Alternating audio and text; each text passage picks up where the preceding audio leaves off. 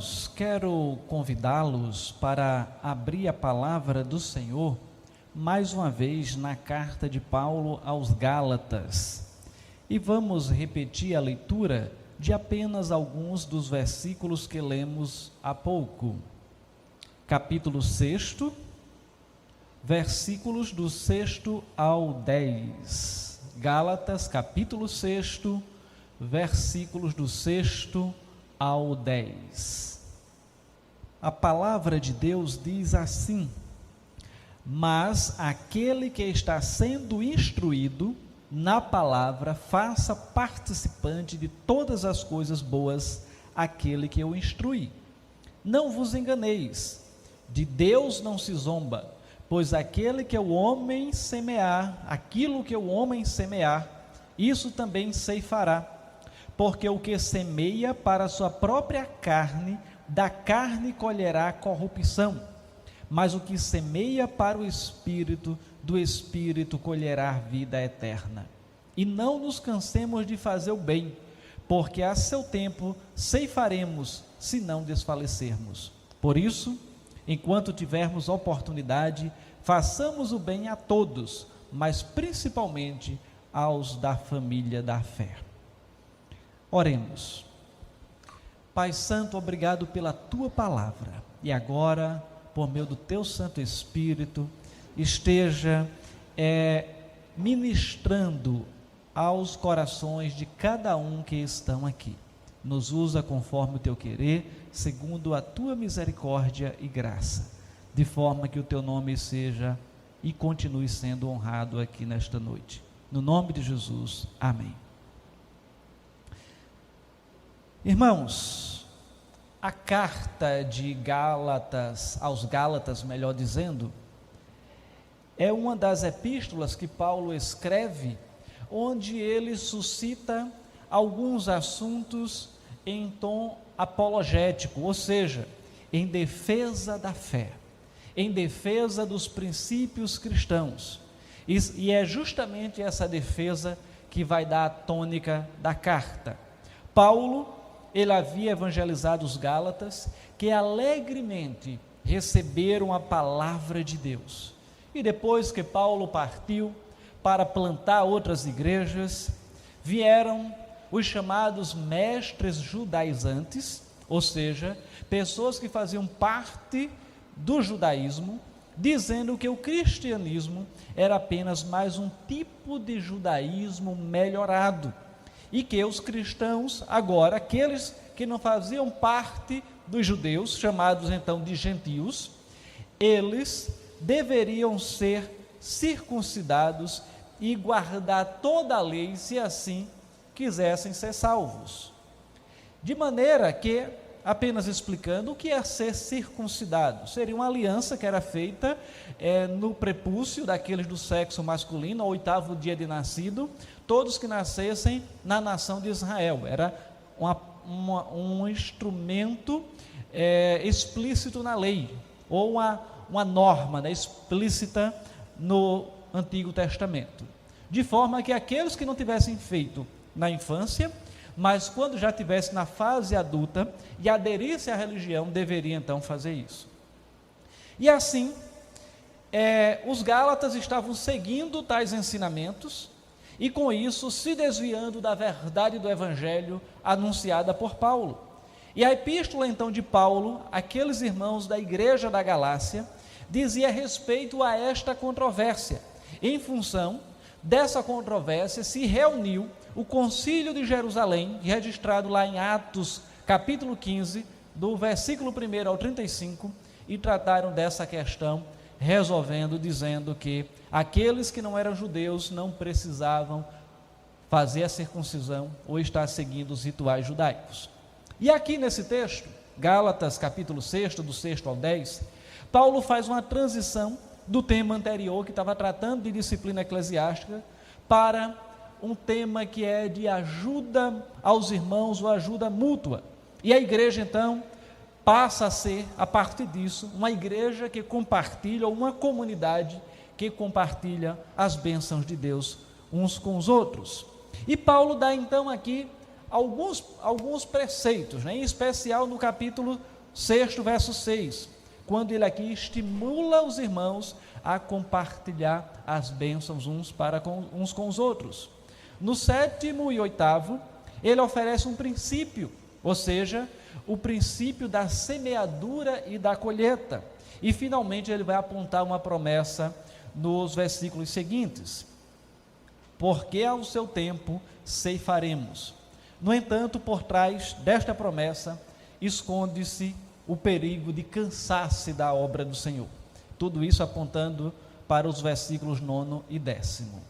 Assim, o reverendo Hernandes Dias Lopes, um comentarista bíblico, citando outro comentarista chamado John Stott, diz que há 3 esferas de experiência cristã nas quais Paulo vê o princípio da semeadura e da colheita: o ministério cristão, a santidade cristã e a prática do bem do cristão. Quanto ao primeiro aspecto, o trabalhador é digno do seu trabalho, já diz outros textos bíblicos. Há, porém, 2 perigos: o abuso por parte daquele que é o trabalhador do ministério e também o abuso por parte daquele que pode estar recebendo as bênçãos por meio do ministério daquele indivíduo e assim não está recompensando de maneira apropriada. E é o que estava acontecendo ali naquela igreja, e ele vai tratar disso, mas não é algo que nós iremos nos deter hoje.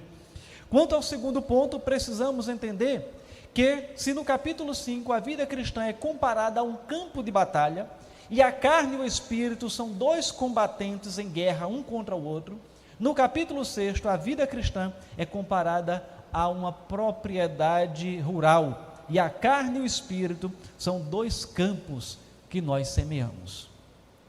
E ao fim, nos versículos 9 e 10, o serviço cristão é um trabalho desafiante e exigente, onde nós somos tentados a desanimar, a relaxar nas nossas atividades cristãs, ou até mesmo desistir.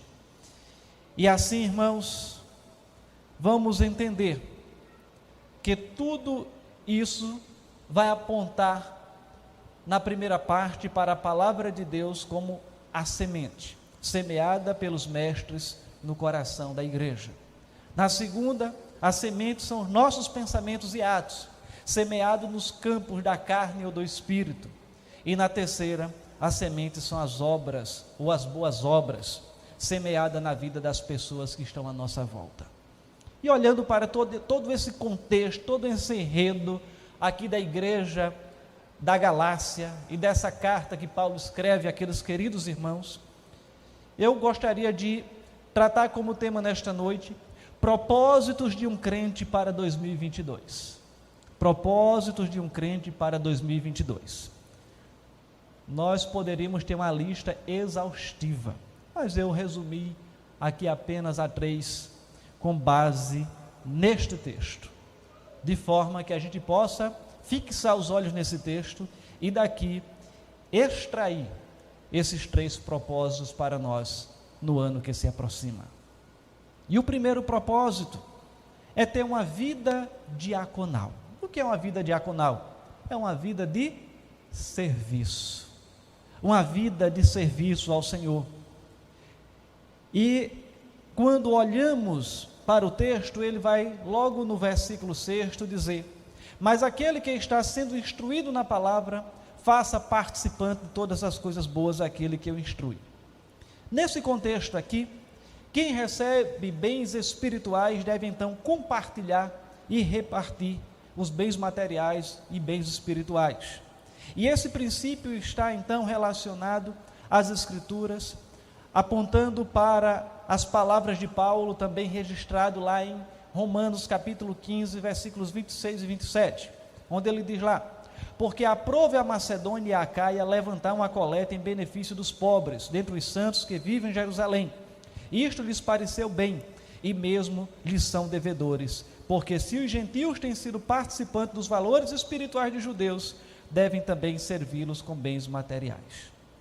Em outras palavras, é um trabalho missionário, é o trabalho de ajudar aqueles que estão carentes, como aquele indivíduo que toda a igreja, todos nós que recebemos as bênçãos espirituais de Deus e também bênçãos materiais, e agora somos convocados também a servir aos outros com serviços espirituais e com serviços materiais. Então, esse é um dos propósitos para o crente em 2022, que a gente possa servir uns aos outros e servir aqueles que carecem também tantos outros aspectos, servir espiritualmente, orando, evangelizando, mas também materialmente contribuindo para que pessoas sejam abençoadas. Neste aspecto, mas este aspecto, irmãos, ele não será aprofundado devidamente hoje, porque eu quero aprofundar um outro aspecto. E é quando chegamos ao nosso segundo ponto, onde um outro propósito para o crente, ou para a vida do crente em 2022, é ter uma vida agrocultural. Ter uma vida agrocultural. E o que é isso? É pensar como um agricultor. Meu pai está aqui, é agricultor, ele sabe muito bem disso. E o que é que ocorre? Algumas lições, elas são notadas aqui, que é a lição da semeadura e colheita, como princípios universais. O texto do verso 7 diz: não vos enganeis, de Deus não se zomba, pois aquilo que o homem semear, isso também ceifará. Tudo que plantamos, nós colhemos. O ser humano, ele é livre para escolher o que ele vai plantar. O ser humano, ele é livre para escolher o que ele vai plantar, mas ele não é livre para escolher o que ele vai colher, porque ele vai colher o que? Plantou. A semente que plantou é que vai colher. Um agricultor, ele não vai plantar milho achando que vai colher feijão. Não vai plantar uma mangueira achando que vai colher maçã. Aquilo que plantar, vai colher. E esta é a lei da causa e efeito. Colhemos exatamente a mesma natureza daquilo que semeamos. Uma árvore má, ela não dá bons frutos. Em termos de quantidade, é necessário entender também que nós colhemos mais do que semeamos. É a lei da natureza. E assim, há uma multiplicação. Há um dito que quem semeia ventos, colhe tempestades. Então, há um processo de multiplicação. Assim, quando Paulo mostra esse princípio aqui, ele ainda está relacionando com o versículo 7º, mas em especial, ele passa a ponderar que há então dois tipos de semeadura e dois tipos de colheitas. Vou me tornar quase que repetitivo, mas é necessário, porque o que semeia para a sua própria carne, da carne colherá corrupção, diz o texto. Mas o que semeia para o Espírito, do Espírito colherá vida eterna. E no que concerne as coisas espirituais, só há duas semeaduras. Semeamos para a carne, ou seja, para satisfazer os nossos desejos, os nossos anseios, as nossas concupiscências, que é a mesma coisa que desejo, ou semeamos para o Espírito. E, consequentemente, só haverão duas colheitas. Colhemos corrupção ou colhemos vida eterna, de acordo com o versículo 8º, olha aí. Porque o que semeia para a sua própria carne, da carne colherá corrupção. Mas o que semeia para o Espírito, do Espírito colherá vida eterna. É interessante observar que um determinado comentarista, ele diz o seguinte: a raiz, ela determina o fruto, e não o fruto que determina a raiz. Semear para a própria carne significa buscar a satisfação das necessidades desta vida, sem nenhuma consideração pela vida futura. Mas semear no Espírito significa buscar os valores da vida que permanece eternamente. E nessa mesma linha de pensamento, Reverendo Hernandes, citando o comentarista William Hendricks, diz que semear para a carne significa deixar que a velha natureza ela se expresse livremente, dominando a nossa vida. Enquanto semear no Espírito significa deixar que o Espírito Santo se expresse como Ele quer e domine a nossa vida. Já os termos corrupção e vida eterna devem ser entendidos em um sentido duplo, qualitativo e quantitativo. Do ponto de vista quantitativo, os dois são parecidos. Tanto um quanto o outro durarão eternamente. A corrupção que é colocada aqui é no sentido, não naquele que nós conhecemos, fulano é corrupto, porque se deixou corromper, subornar, etc. Mas está falando de condenação ao inferno. A corrupção, ela, longe de indicar uma aniquilação, como há algumas seitas que defendem isso, ela assinala preste bem atenção nisso, é uma destruição eterna. E o que é a destruição eterna? Uma destruição que não tem fim, é um sofrimento que não tem fim. Talvez a palavra destruição não fosse mais apropriada, mas só para a gente entender a intensidade do que ocorre. É como se fosse uma destruição constante, a pessoa sendo eternamente atormentada. Então é essa perspectiva que coloca como resultado para aquele que semeia para a sua própria carne. E assim, a vida eterna, de igual forma, ela tem uma duração eterna.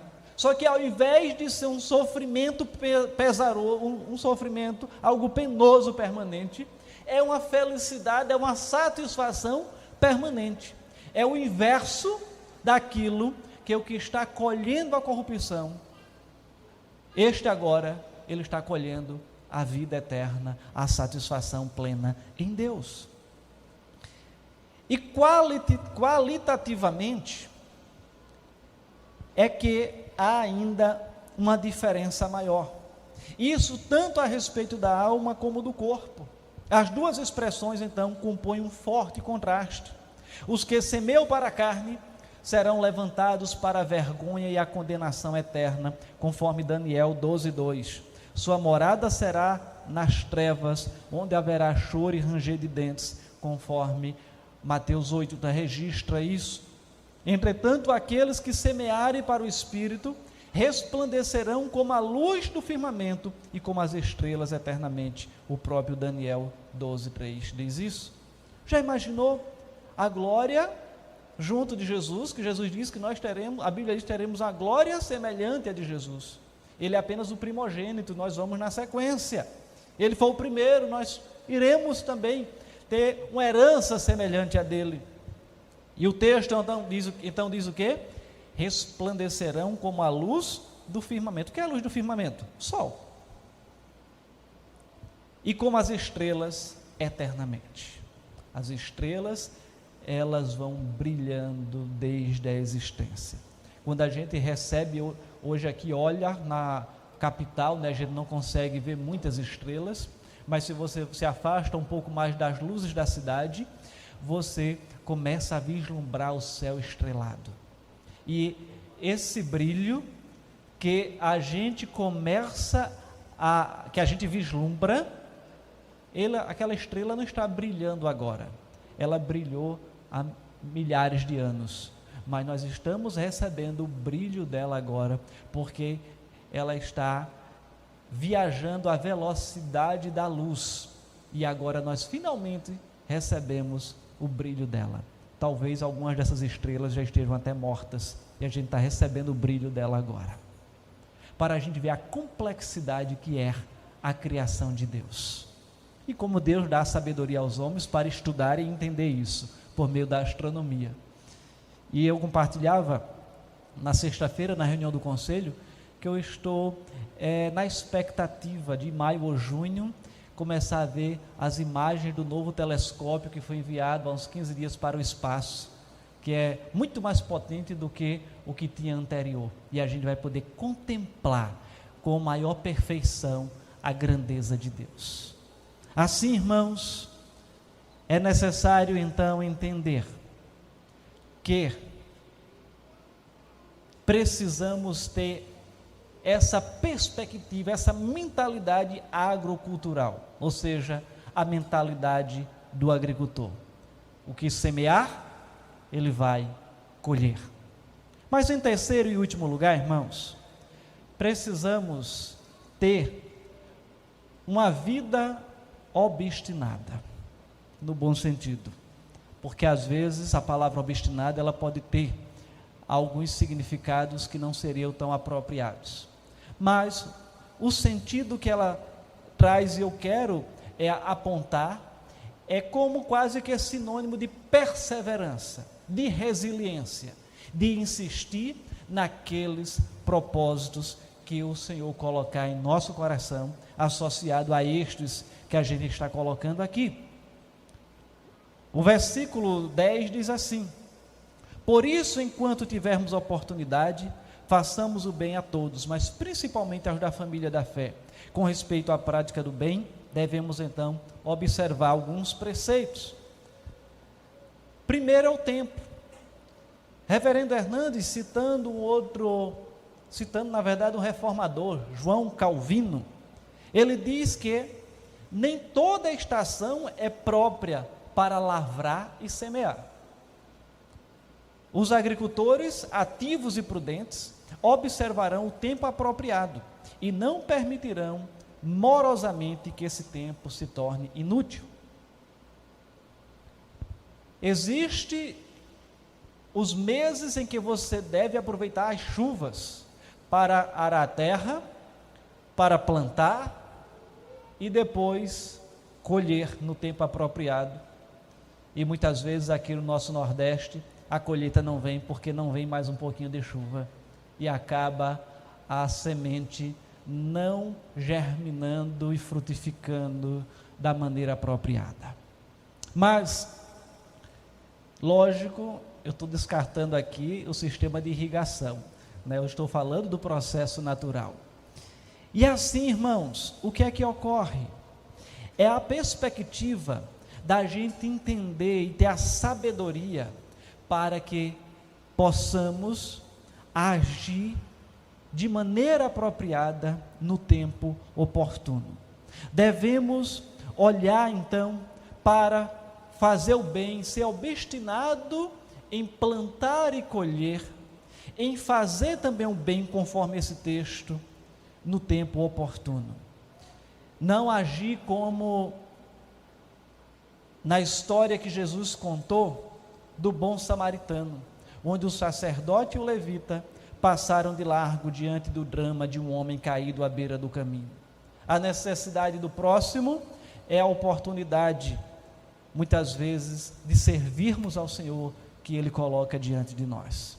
O alcance: devemos fazer o bem a todos e não apenas a um grupo seleto. Não existir barreira cultural, barreira religiosa ou barreira financeira para a prática do bem. Nosso dever é amar a todos. E assim, irmãos, um outro princípio que é colocado também aqui é a questão de prioridade. Devemos fazer o bem a todos, mas a prioridade é assistir a família e na sequência a família da fé, de maneira que a nossa prioridade é aqueles que estão mais próximos, que estão precisando, e depois numa escala como uma onda, e ampliando e atingindo aqueles que estão mais distantes. E ainda olhando para o texto, irmãos, o versículo 10, ele chega no finalzinho e diz: Por isso, enquanto estivermos oportunidade, versículo 9, e não nos cansemos de fazer o bem, porque ao seu tempo ceifaremos, se não desfalecermos. É possível cansar-se na obra que o Senhor tem colocado nas nossas mãos, se não nos cansarmos de fazer o bem. Não é apenas o pecado que cansa. Fazer o bem também pode produzir cansaço, e nem sempre praticar o bem traz recompensas imediatas. Nem sempre quem recebe o bem reconhece e agradece também o seu benfeitor. Sabe por que cansa, irmãos? Porque o inimigo também das nossas almas não quer que exerçamos a nossa missão com eficácia, e às vezes coloca dificuldades para nós cumprirmos cabalmente com o ministério que o Senhor tem nos chamado a cumprir. É necessário entender que muitas vezes a paciência se exaure, a energia também, mas é quando também nos colocamos diante de Deus e rogamos para Ele renovar as nossas forças, ou quando nos dispomos de uma maneira, poderia dizer, sem esperar recompensa, que nós nos sentimos gratificados.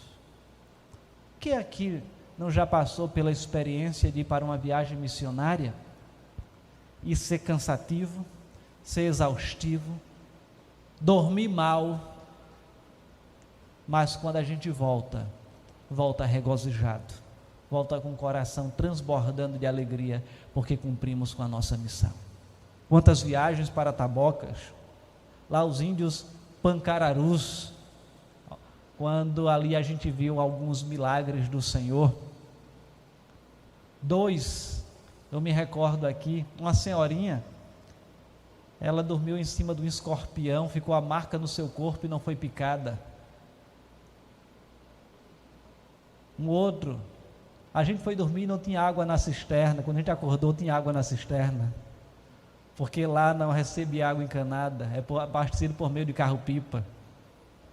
Então Deus vai agindo em determinadas circunstâncias de uma maneira que a gente nem imagina, e Ele vai fazendo conforme o querer dEle. E tantas outras, se a gente for contar a experiência de cada um aqui. Nós precisamos saber, irmãos, quais são os nossos propósitos para 2022, para aquilo que Deus tem nos chamado, e sermos obstinados em seu cumprimento. Aqui mencionei apenas 3. Ter uma vida diaconal, uma vida de serviço. Alguém já disse que quem não vive para servir, não serve para viver. E nós somos desafiados a servir. Ter uma vida agrocultural, entendendo que vamos colher aquilo que plantarmos. E me detendo um pouquinho numa aplicação nesse ponto, vale enfatizar que tudo o que fazemos é uma espécie de plantio na nossa vida. Nossos pensamentos são sementes, nossos atos são sementes, nossas palavras são sementes, nossas emoções são sementes, nossos sentimentos e sonhos também são sementes que nós plantamos. Cabe a nós plantarmos em nosso interior e nos relacionamentos com as outras pessoas que estão à nossa volta, as sementes corretas. O que é que você tem plantado na sua mente em 2021? O que é que você tem plantado no seu coração? O que é que você tem plantado nos seus relacionamentos à sua volta? Com pai, mãe, esposo, esposa, filhos, genros, noras. O que é que a gente tem plantado em 2021? De acordo com aquilo que nós plantamos em 2021, qual é a expectativa de colheita em 2022? O que é que você está esperando para colher em 2022? Muitas vezes nós sofremos em determinadas áreas da vida, Mas se você fizer uma retrospectiva, avalie o que foi que você plantou. Será que você não está colhendo alguma coisa que plantou há um tempo atrás? Precisamos plantar as sementes corretas, tais como otimismo, entusiasmo, alegria, coragem, fé, confiança em Deus, autoconfiança, tolerância, bondade, generosidade, esperança, decisão. Quais são as decisões que nós temos tomado no nosso dia a dia? Será que essas decisões elas não repercutem na nossa própria vida e na vida da nossa família? E talvez estejamos colhendo hoje o resultado de uma decisão que tomamos há um ano, há meses, há dias. É necessário também plantar caridade, liberalidade e tantas outras sementes. Precisamos aprender a viver sempre plantando boas sementes. Porque aquilo que plantarmos, iremos colher. É a lei da semeadura e da colheita. Se eu plantar discórdia, você vai querer colher o quê? Amor, vai colher discórdia do mesmo jeito. Se eu planto fofoca, você acha que vai colher o quê? Se eu planto amargura, você acha que vai colher o quê? Se eu planto murmuração, eu fico reclamando da vida o dia inteiro, você acha que vai colher o quê? Se eu sou aquela pessoa ranzinza, você acha que as pessoas vão gostar de você? Precisamos plantar boas sementes, irmãos, em 2022. Reavaliemos o nosso viver. Reavaliemos aquilo que temos plantado para agirmos diferente. Nem sempre é fácil fazer o plantio correto. Às vezes é desafiante, mas nós precisamos plantar o correto. O que é que você tem plantado na sua mente? Quais são os seus pensamentos? Às vezes pensamos muita bobagem, irmãos. Pensamos numa série de coisas que não deveríamos pensar. Alguém já disse que as coisas elas acontecem duas vezes. Primeiro acontece na mente, depois elas se materializam. Alguém, para inventar esse celular, ele fez primeiro na sua mente, para depois se materializar. Então, muitas vezes, irmãos, aquilo que temos pensado, e até não queremos, se materializa por causa dos nossos pensamentos. Porque nós estamos agindo, plantando sementes em pró daquilo. Talvez você esteja plantando a falta de confiança em Deus, o pessimismo, a murmuração, reclamando da pandemia. É ruim? É, mas olha o lado bom, Deus tem preservado cada um de nós. Às vezes você reclama do seu trabalho, mas é de lá que está vindo o seu pão de cada dia. Quantas pessoas queriam ter o seu trabalho e não tem? Às vezes você reclama do seu pai e de sua mãe, mas quantas pessoas gostariam de ter um pai e uma mãe e hoje não tem? Quantas pessoas reclamam do cônjuge, do filho, enquanto a gente poderia estar plantando outras sementes? Tem muitas vezes que as pessoas reclamam da igreja, mas qual a semente que você tem plantado para a igreja ser diferente? Então nós somos desafiados, irmãos, para que em 2022 plantemos sementes que gerem bons frutos.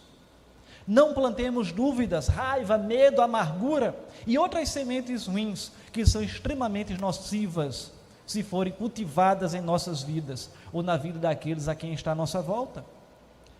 Infelizmente, vamos encontrar pessoas que existem, que murmuram, que nos contaminam,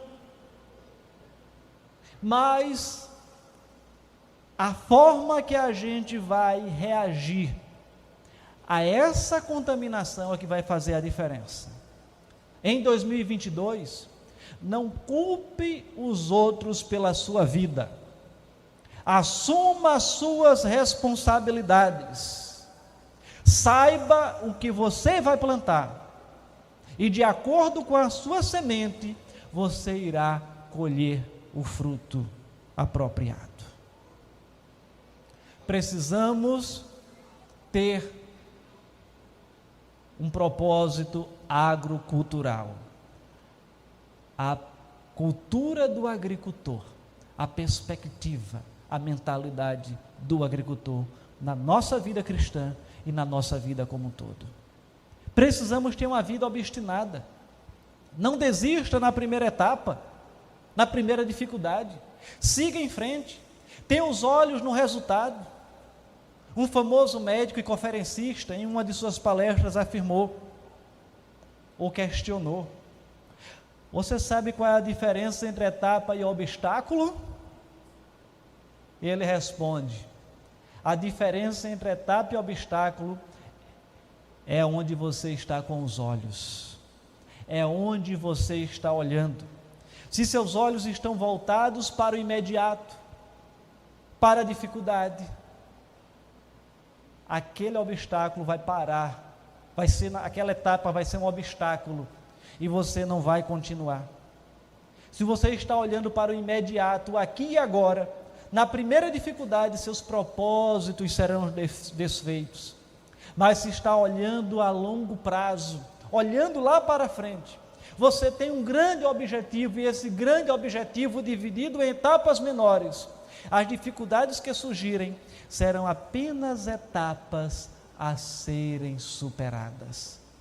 O seu olhar estará no grande objetivo, no resultado espetacular que um dia você sonhou.